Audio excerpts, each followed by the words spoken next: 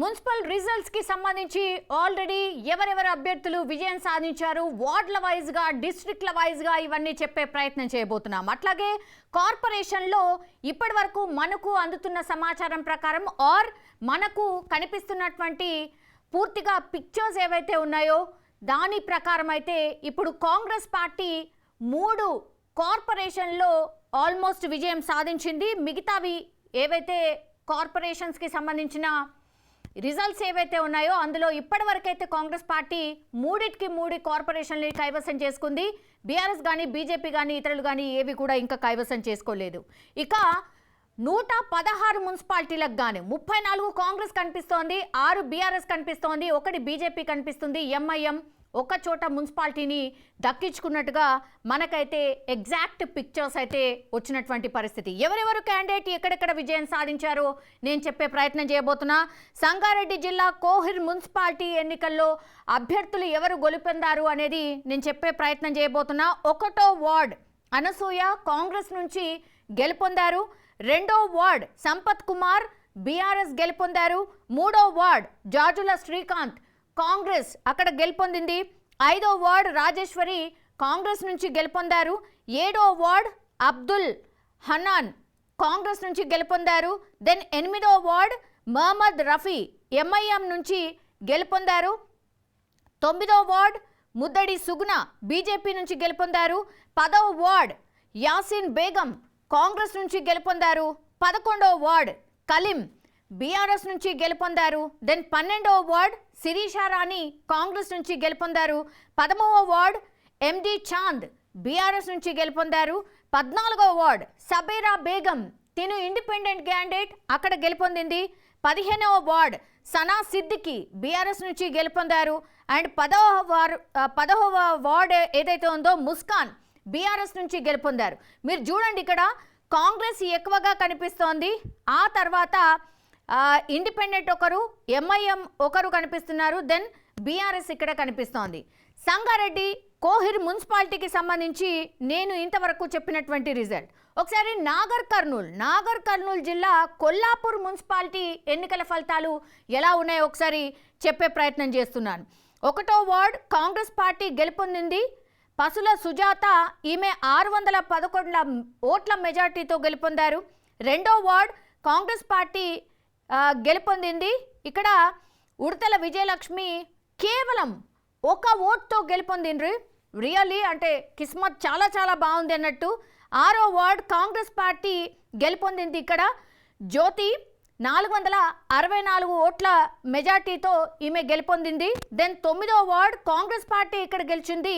రహీం పాషా 145 ఓట్ల మెజార్టీతో గెలుపొందారు. 14వ వార్డ్ కాంగ్రెస్ పార్టీ గెలిచింది. నరసింహారావు 184 ఓట్ల మెజార్టీ ఇక్కడ సాధించారు. 17వ వార్డ్ కాంగ్రెస్ పార్టీ గెలుపొందింది.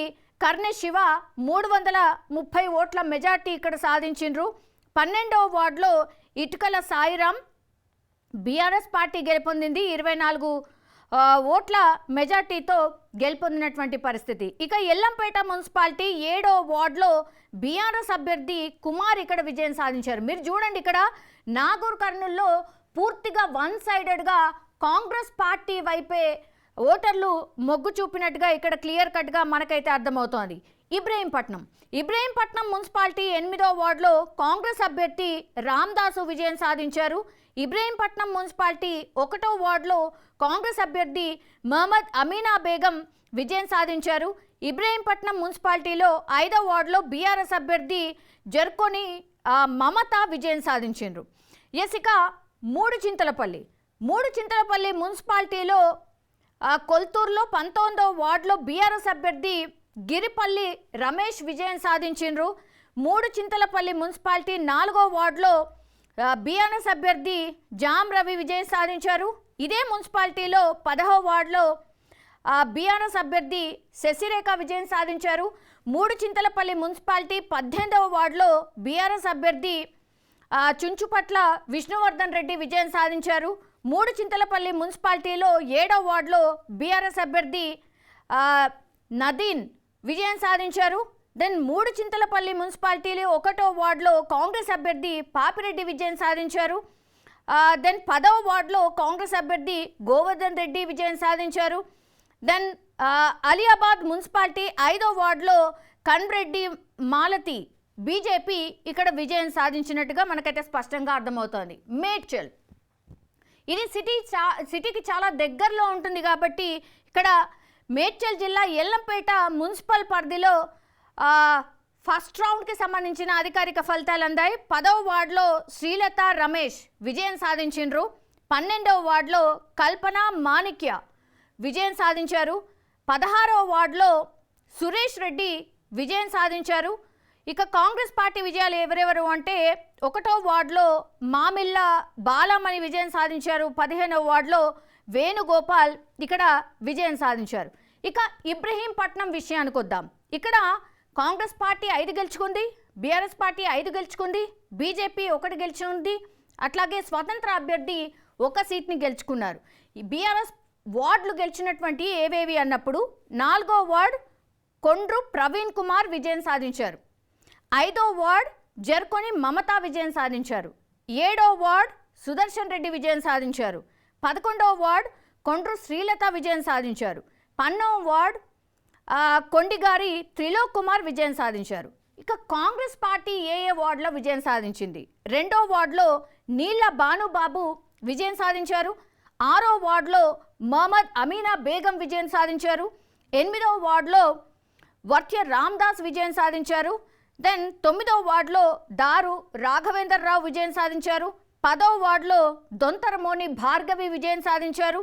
1వ వార్డులో బీజేపీ అభ్యర్థి శ్యామల విజయం సాధించారు.